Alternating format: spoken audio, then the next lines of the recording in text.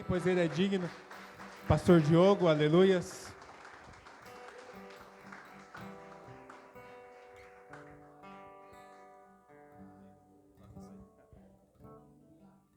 Glória a Deus. Boa noite, amada igreja. Shalom para todos. Como está o teu coração nessa noite? São 7 anos, igreja. Aleluia. 7 anos para a honra e glória de Deus. 7 anos que nós estamos nessa batalha, 7 anos que nós estamos fazendo aquilo a qual o Senhor nos chamou. E quando nós olhamos para algumas coisas, 7 anos ele passou muito rápido, e 7 anos foi bem demorado. Mas a principal ideia que nós temos que ter, a principal ideia que nós temos que ter no coração e ter em mente é o que nós produzimos nesses 7 anos. Que tipo de fruto eu fui nesses 7 anos? Será que Deus ele pôde contar comigo? Será que Deus ele se alegrou ou mais se entristeceu nesses 7 anos? É a pergunta que cada um de nós devemos fazer. Se eu tivesse ouvido a Deus, se eu tivesse me entregado como Deus pediu, aonde eu estaria? Essas são as perguntas que você tem que fazer para você e ter convicção daquilo que você formalizou nesses últimos 7 anos, porque ele será contabilizado um dia pelo Senhor. Amém? Hoje eu pensei em algumas coisas que eu precisava liberar para vocês, e confesso a vocês que foram feitos vários sermões e falei, meu Deus, não está com aquele clímax, não está dando aquela encaixada, e falei, mas tu sabe de todas as coisas. E a partir do momento que eu fui ao banheiro, quando eu fui tomar banho, já veio forte aquela pregação. Eu falei, deixa eu voltar rápido lá e fazer esse negócio aqui. E Deus, ele tem algo para nós essa noite, amém? Abra sua Bíblia no livro de Gênesis. Glória a Deus, aleluias. Gênesis 3, verso de número 9.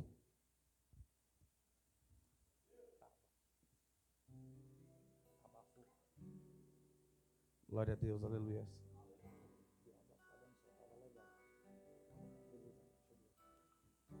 Glória a Deus, aleluias. Glória a Deus. Aleluias.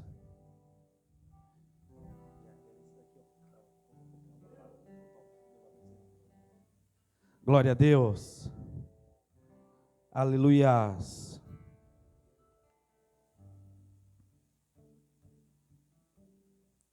Gênesis 3, verso de número 9.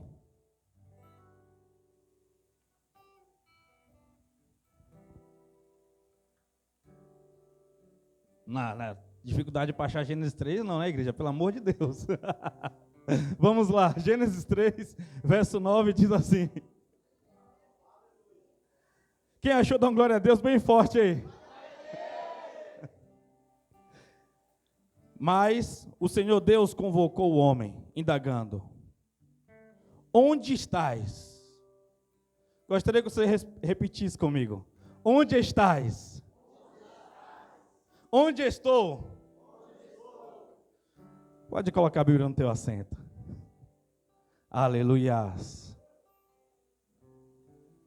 Agora ora por você aí. Amém? Legal, a gente já oramos pelo ambiente, já oramos pelo louvor. Que tal agora você orar por você? Eu gosto e sempre acho que vou repetir quantas vezes for necessário essa pergunta. Como é que você sente quando você começa a orar por você?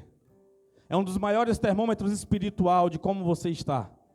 Porque você sabe quando você não está alinhado, você não tem força para orar por você mesmo. Aleluias. Glória a Deus.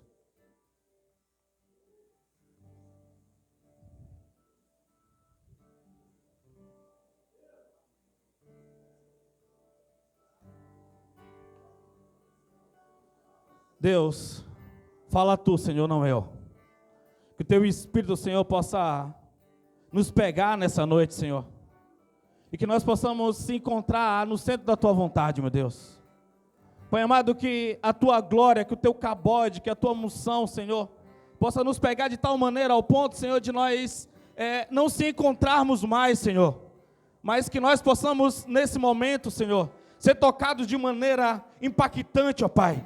Que o Teu Espírito, Senhor, venha nos guiar, e que hoje, Pai amado, nesse 7º aniversário, seja um marcar essa data, Senhor, ao ponto, Senhor, de nós chegarmos no ápice da Tua vontade, para nós vivermos em plenitude daquilo que o Senhor tem para conosco, Senhor. Meu Deus, fala Tu, Senhor, não eu. Em nome de Jesus, amém. Podemos assentar, fique à vontade.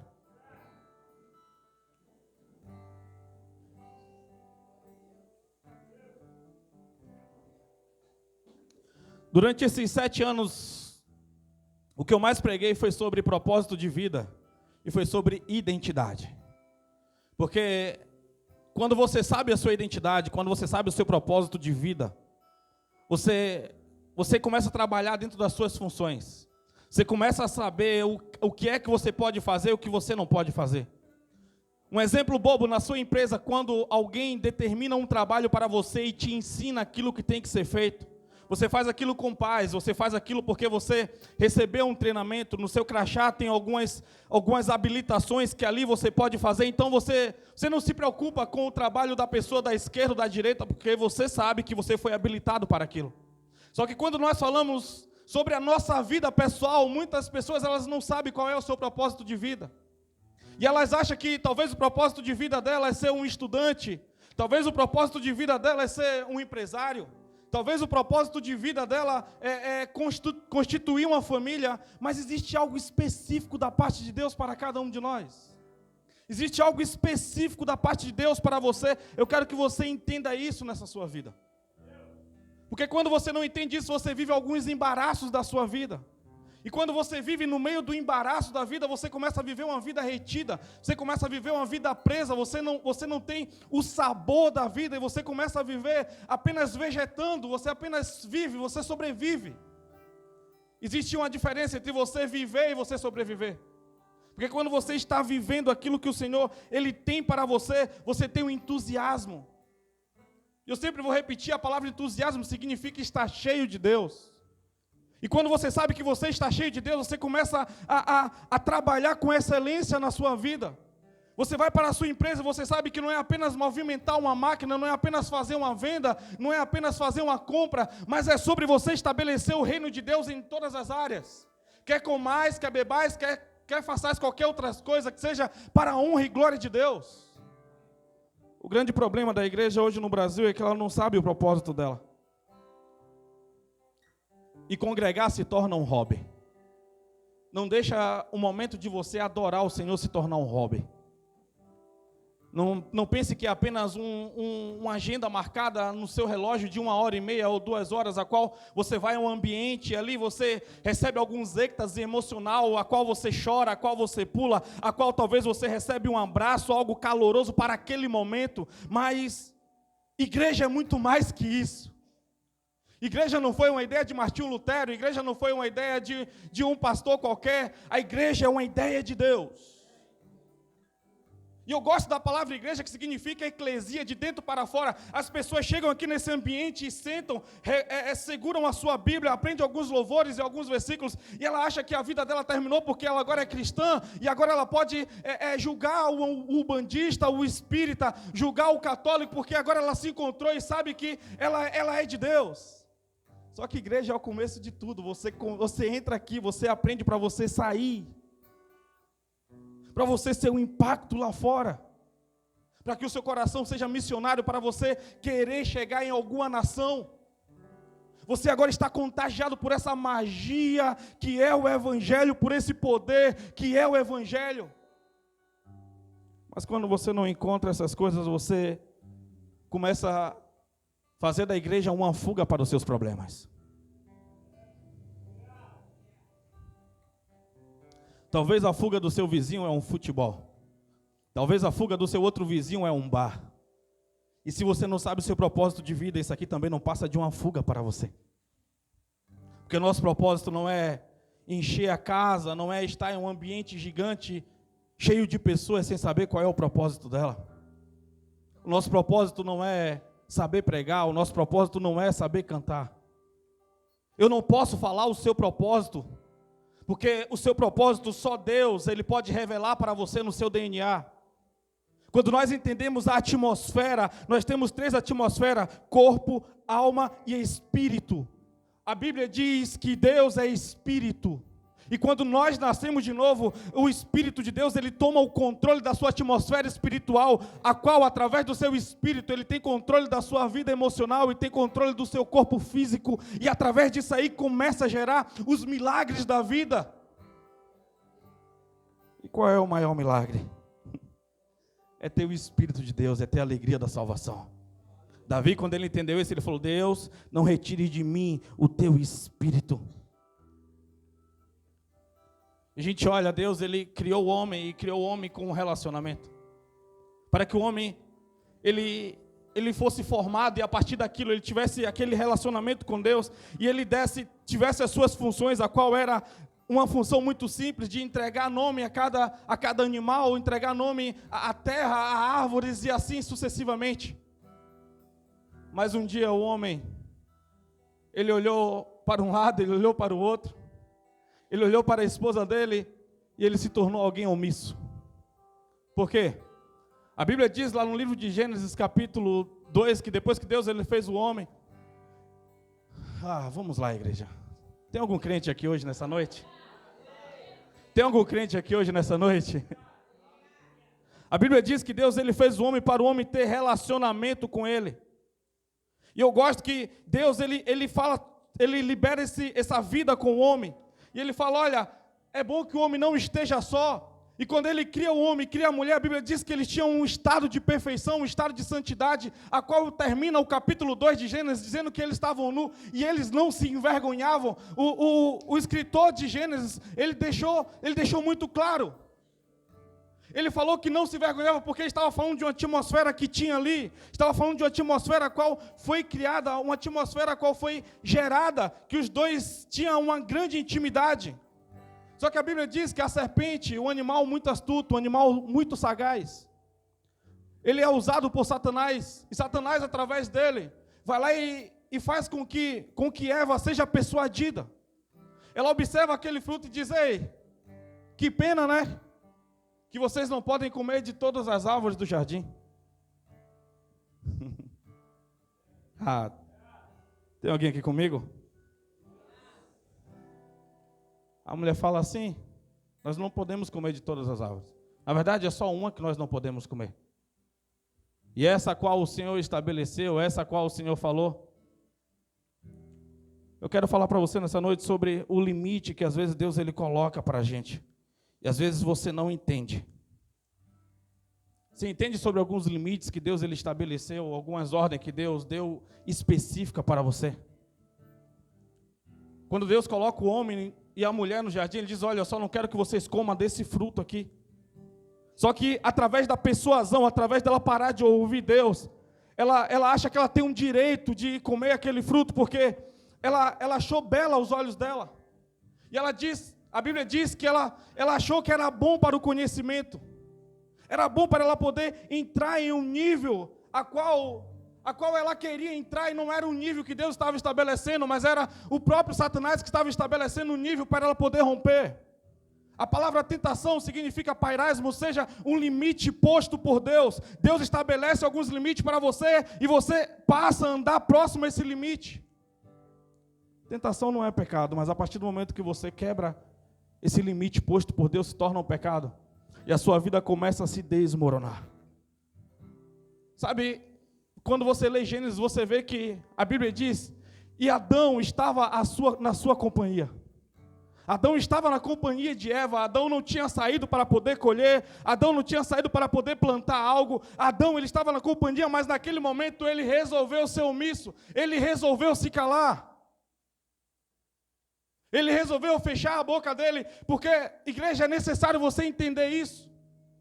Tem coisas que pessoas estão morrendo próximo a você, não vou me meter nisso. Cada um sabe qual é o melhor para você. Só que o problema é isso ainda, é quando é o seu cônjuge. O problema é quando é seu esposo e você deixa com que ele morra, porque você fala: ele não me ouve. O problema é quando o homem ele passa a responsabilidade do seu lar para a mulher, quando Deus levantou ele como sacerdote. Quando Deus levantou ele para ter uma responsabilidade espiritual. Você tem que entender isso, igreja. Às vezes, o homem ele vai passando o tempo e ele se torna alguém omisso, ele se torna alguém que ele não fala aquilo que é necessário.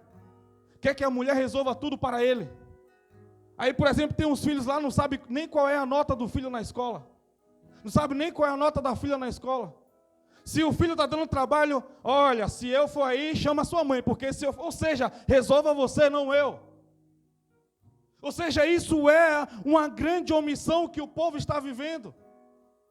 E quando isso traz para o campo atmosférico, quando traz para o campo espiritual, tem muita gente que está perdido, porque não sabe onde se encontra. A Bíblia diz que depois que eles comeram do fruto, eles se envergonharam, olhou um para o outro, se encontrou nu e disse, ei, vamos cozinhar umas folhas aqui de figueira. E eles fizeram vestes para eles poder se cobrir.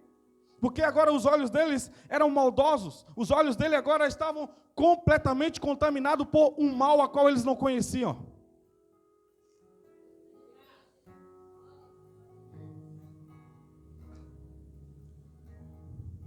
Quando nós começamos a pregar, eu pedi para que vocês repetissem, onde estás? A Bíblia diz que ao entardecer, Deus ele desceu ao jardim. E quando ele desce, ele pergunta, Adão, onde estás? E esse onde estás de Deus não é geográfico, eu quero que você entenda isso. Deus sabia exatamente onde Adão estava, esse onde estás é espiritual. É um ambiente espiritual, Deus estava perguntando para ele, ei, o que aconteceu que acabou o nosso relacionamento? O que aconteceu que quebrou a nossa comunhão? O que aconteceu que a nossa frequência está diferente daquilo que eu formei em você? Deus está perguntando nessa noite aonde você está. O que aconteceu que quebrou o relacionamento?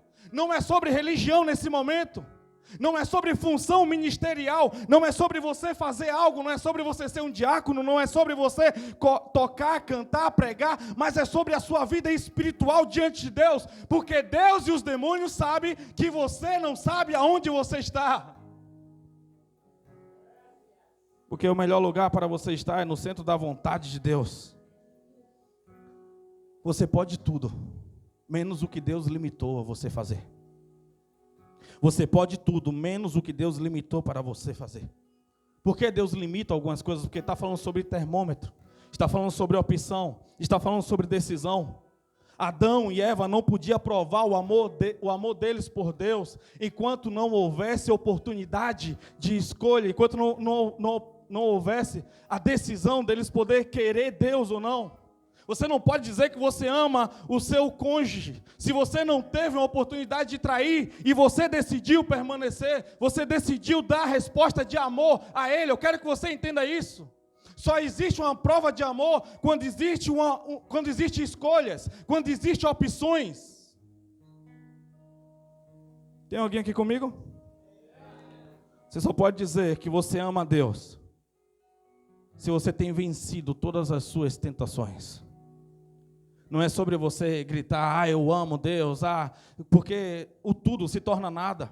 Eu gosto de falar sempre essa ilustração. Você vai dentro de uma penitenciária e pergunta quem ama a Deus, a voz vai ser unânime, gritando dentro daquele ambiente, eu amo a Deus. O que você vai fazer quando sair daqui? Eu vou me vingar, eu vou voltar para o tráfico, eu vou voltar para isso, porque amar para ele é algo que foi ensinado através do catolicismo. Não pode dizer que não ama a Deus.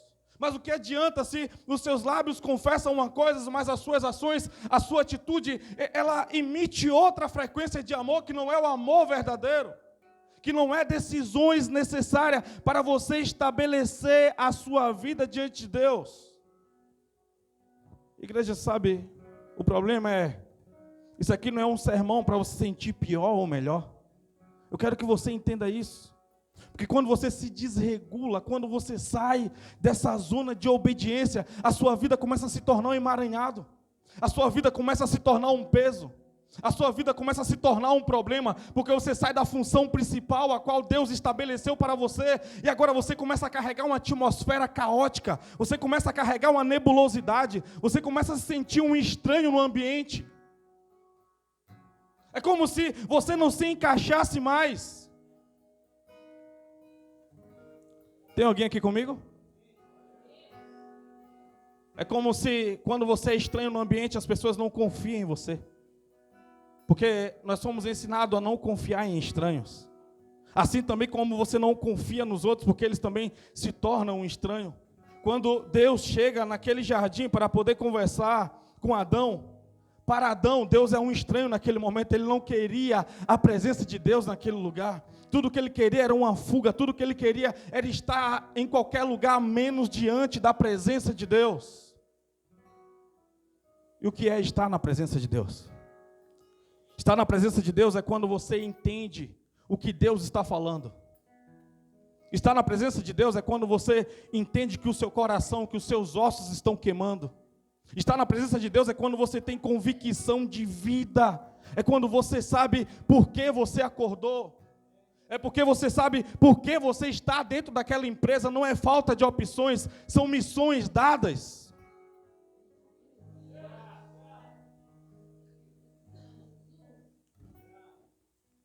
Você só funciona só enquanto você ouve a voz de Deus. Deus fala para Adão, porque tu ouviste a tua mulher. Deus estava dizendo, você não me ouviu. Deus chega para Adão e diz, Adão, por que você se escondeu? Porque eu estava nu. Aí Deus pergunta, quem falou que você estava nu? Deus está falando bem assim para Adão. Adão, quem que você está ouvindo que não fui eu que te disse isso?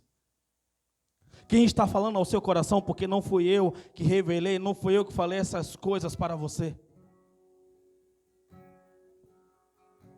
Você consegue compreender aonde você está hoje, do que você tem vergonha?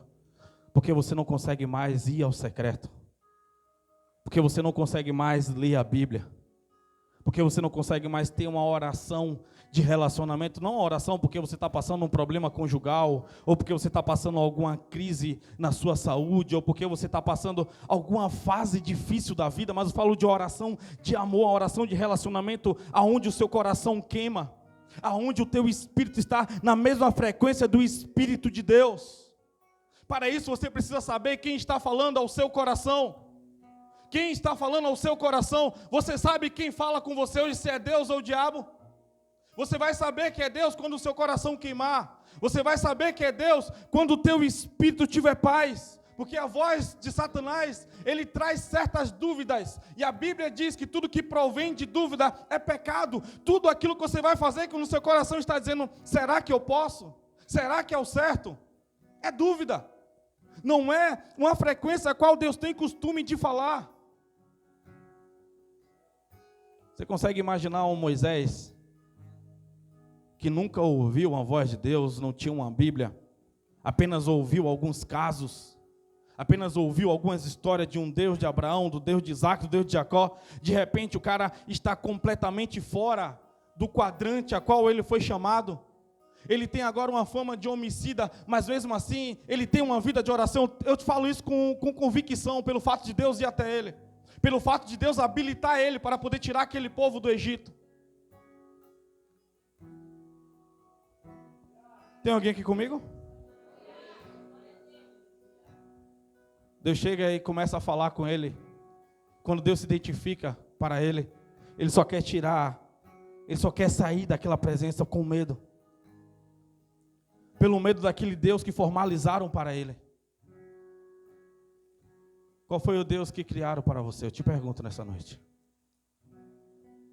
Qual foi o Deus que venderam para você? Você conhece o Deus a qual você vem adorar aos domingos? Você conhece o Deus a qual você ora na sua casa? Você conhece o Deus a qual você canta louvores?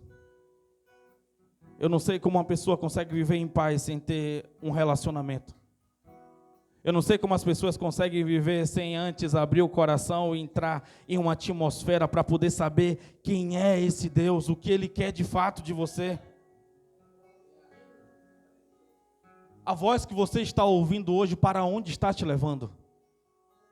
Está te levando para mais próximo de Deus ou está deixando você mais distante daquilo que Ele falou lá no início, do que Ele faria com você? Daquilo que Ele faria com você?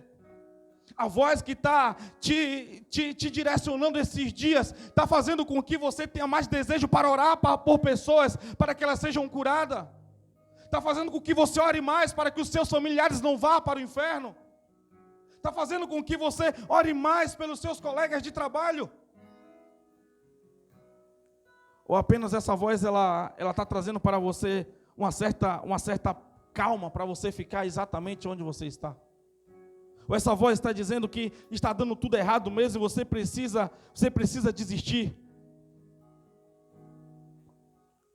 A pergunta de Deus é onde estás e não o que aconteceu.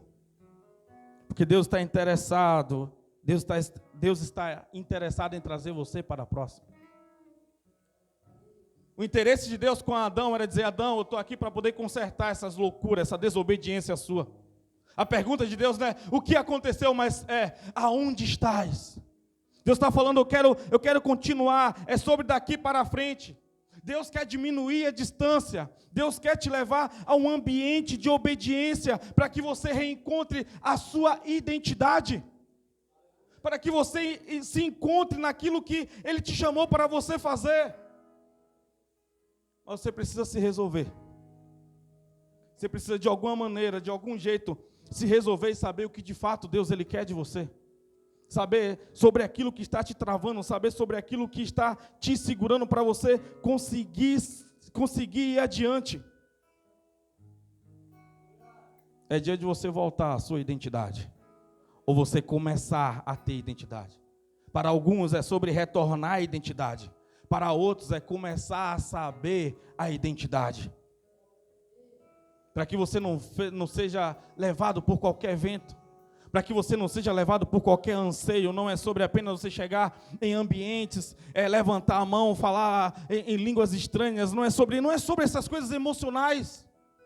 Eu amo estar aqui, eu amo levantar minhas mãos, eu amo glorificar, eu amo adorar o Senhor, mas é muito mais do que estarmos reunidos num domingo, é muito mais do que estar em um ambiente fechado, cheio de pessoas. É sobre identidade, é sobre você acordar e saber que tem um Deus que está pronto para poder falar com você, está pronto para poder te dar revelações, está pronto para poder te direcionar.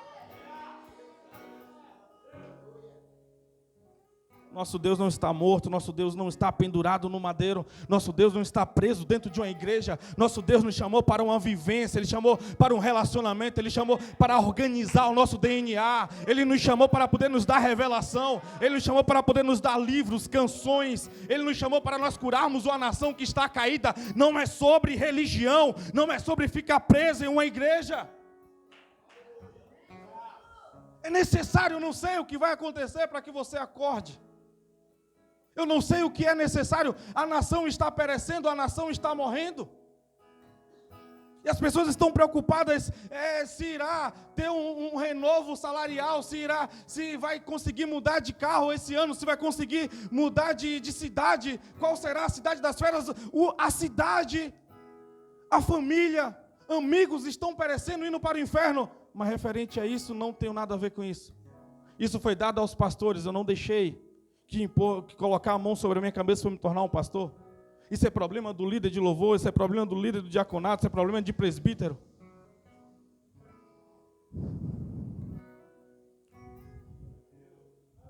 Vamos lá.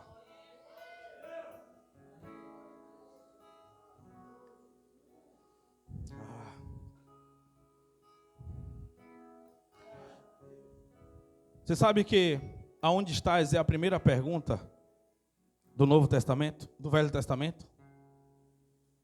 A primeira pergunta da Bíblia é: onde estás?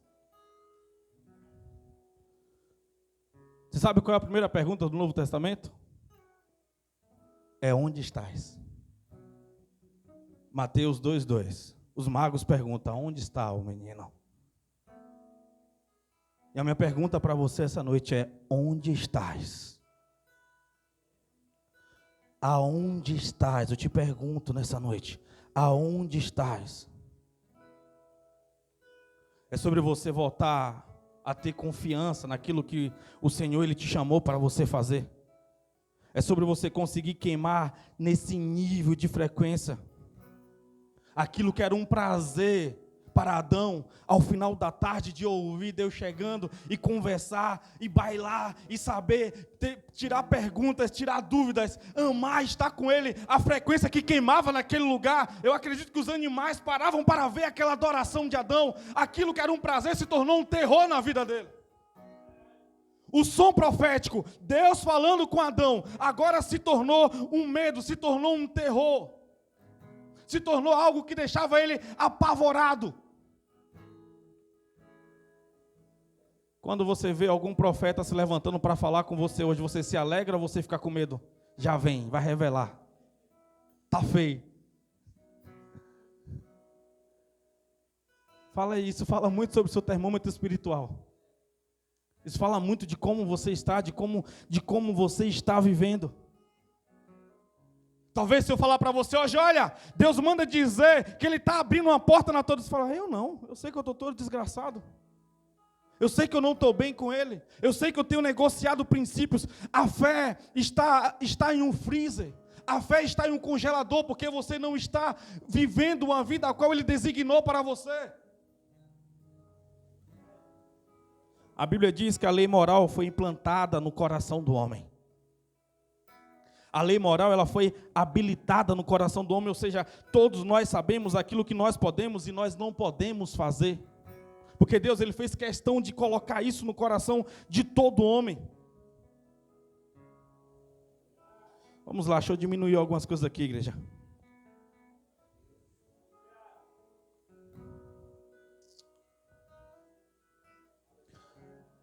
Sabe o que me chama a atenção nesse texto? É que mesmo depois da queda do homem, seria muito mais fácil Deus apenas chegar e lançar, expulsar eles, igual expulsou um dia Lúcifer dos céus. Mas Ele resolve ir se encontrar com o homem mesmo depois da queda. Ele resolve ir lá se relacionar com o homem mesmo depois da queda. E Ele vai lá para poder corrigir, Ele vai lá para poder estabelecer algumas coisas, Ele vai lá para poder avisar sobre o que aconteceria, Ele vai lá para poder determinar algumas correções, porque a maior prova de amor é a correção. A Bíblia diz que Deus corrige aqueles a qual Ele ama. Então Ele chega e estabelece, olha, vai acontecer assim. Para a serpente Ele determina algo, para a mulher Ele determina algo, para o homem Ele determina algo, e para Satanás Ele determina algo. Ele chega e libera, dá cada uma penalidade para cada um, mas para aquele que tem salvação, Ele está dizendo, olha, mas eu tenho uma solução para você. A solução é a entrega do meu próprio filho. Sabe por quê? A figueira não serve para cobrir os pecados. Ele falou, essa figueira não tem função nenhuma. Em Gênesis 3:21, Ele vai lá e manda matar um animal e faz uma roupa de pele de cordeiro. Ele está dizendo, ei, um cordeiro precisará ser morto para que você seja coberto, para que você seja limpo. Ele já está dizendo, eu estou trazendo a solução. A figueira, ela não tem função. A religião, você pode mudar de religião para religião. Você pode estudar outras coisas, física quântica. Você pode ir para o umbandismo. Você pode ir para o budismo, fazer qualquer outra coisa para fugir. Mas é só o cordeiro que te direciona. É só o cordeiro que te dá vida. Só o cordeiro. Não existe outros meios, não existe outras fugas. Jesus, Ele veio para resgatar o homem da loucura dele. Jesus, Ele veio para poder reorganizar. Eu não sei o que você está buscando hoje para poder cobrir a sua vergonha. A vergonha da cruz foi Jesus nu. Os filmes católicos colocam uma roupinha na frente, mas ali tinha um homem pelado. Jesus, ele estava nu. E ele era circuncidado, judeu, lá em cima. Você consegue entender? Você consegue entender um Jesus todo desfigurado, com uns cravos em sua cabeça, encravado com bota de aproximadamente de 5 a 8 centímetros de espessura, os espinhos? Não era uma cena bonita que estava ali na cruz. A última coisa que ofereceram para poder alimentar ele foi uma água mergulhada em vinagre e fezes e colocaram na boca dele. O cristianismo não é um conto de fada, não é um desenho animado. Não é algo bonitinho, não, foi a vergonha da cruz, foi o nosso Senhor que se entregou pelo meu, pelo seu, pelo nosso pecado, e não foi para nós ficarmos presos ao domingo, dizendo que somos filhos só aqui dentro. É sobre o poder de verdade, igreja, é sobre poder de verdade. Pedro, ele pregou, 3.000 pessoas se converteram. Você para observar, Filipe foi teletransportado, é sobre esse nível de poder. Aonde está a igreja primitiva? Aonde estão os Paulos de 2024? Aonde estão os Elias de Deus? Leonardo Ravenhill faz essa pergunta. Aonde estão os homens e as mulheres que Deus pode contar? Tem tanta utilidade na terra que não tem utilidade nenhuma para os céus. Enquanto eu estiver preocupado com os meus resultados pessoal, eu não chegarei a lugar algum. Sabe o que eu quero falar para você nessa noite? Deus não cancelou o encontro no final da tarde. Deus não cancelou o encontro no final da tarde. Mas a minha pergunta para você é: por que você não comparece nesses encontros? Deus chega esperadão no lugar de encontro. Imagino Jesus, toda vez que fala que Deus se encontrou com o homem, é o próprio Jesus, que a Deus ninguém nunca viu. Então Jesus chega lá para dizer que é Ele que vai morrer. Jesus chega lá dizendo que é Ele a solução. Aí dá o horário, Jesus olha para o sol. Aonde está esse sem vergonha? Ei, não deixa Deus esperando mais não. Qual era o seu horário que você tinha com Ele? Qual é o horário que você marcou com Ele para você poder conversar com Ele? Porque o seu secreto se tornou tão secreto que nem você mais entra lá. Aonde está o seu tempo de reunião com Deus, o seu tempo de oração, seu tempo de leitura bíblica? Não é para você, entenda, eu não quero que você leia a Bíblia para que você tenha uma oportunidade aqui. Agora eu gostaria de chamar o irmão Júlio Screude para dar um testemunho. Não é sobre você ter um versículo para você falar algo bonitinho. Não é sobre você saber uma música para você expor algo aqui à frente. Mas é sobre adoração, é sobre louvor, é sobre função de vida, é sobre propósito de vida. Quando você entender esses códigos de vida, a sua vida terá sentido. Não é sobre você estar de cara virada porque o irmão não te cumprimentou. Não é sobre você estar preocupado com isso ou com aquilo. Mas é sobre você estar queimando. É sobre você ser resposta. É sobre você ter utilidade para Deus. Aquilo que hoje é um impedimento para você, pode ser o seu milagre, pode ser o jeito que Deus vai virar a chave.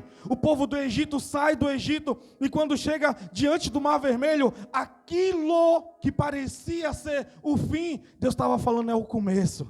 É o começo, eu estou habilitando a fé de vocês aqui. Eu sei que vocês já viram as 10 pragas, eu sei que vocês já viram coisas acontecer lá atrás, mas eu quero habilitar vocês em uma frequência diferente de milagre. Eu quero habilitar vocês em uma frequência diferente de poder, porque clamas a mim. Eu já ouvi, já entendi o seu problema, eu sei o que está acontecendo, mas é sobre marchar, é sobre avançar. Por que você parou? Eu não estou tão animado porque eu não estou tendo apoio. Eu não estou tão animado porque eu sou um homem e tenho as minhas fraquezas. Eu não estou tão animado porque a minha esposa, porque meu esposo, porque meu filho, porque meus pais, porque o diabo. Foi isso que Adão, foi isso que Eva falou. Adão, foi Eva. Eva, foi a serpente. Serpente, foi o diabo. Se continua o diabo falar, foi você que fez, todos nós. A culpa ia terminar em Deus. Será que você não consegue compreender que é hora de você puxar algumas responsabilidades para você? Por mais que você veja, eu vejo gente falando assim, eu estou vendo a igreja assim, eu estou vendo a igreja, se você estivesse dando resposta, se só você estivesse dando resposta, se só você tivesse resolvido na sua vida, se só você estivesse orando, lendo a Bíblia, jejuando, queimando, vindo para cá em uma frequência completamente diferente, você contagiaria toda a igreja. O problema é quando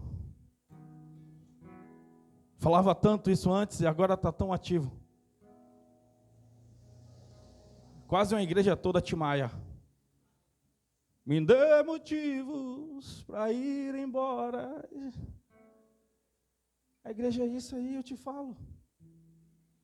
Você olha para Jesus, escolhe 12 caras. E tinha tudo para ser uma igreja perfeita.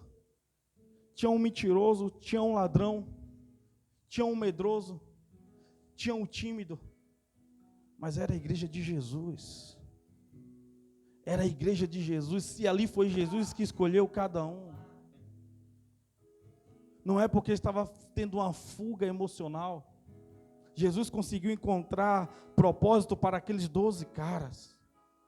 Jesus conseguiu encontrar propósito para aqueles 12 caras, até para Judas. Por favor, não tenha a função de Judas nos ambientes que você vai. Não carregue o ministério de Judas com você.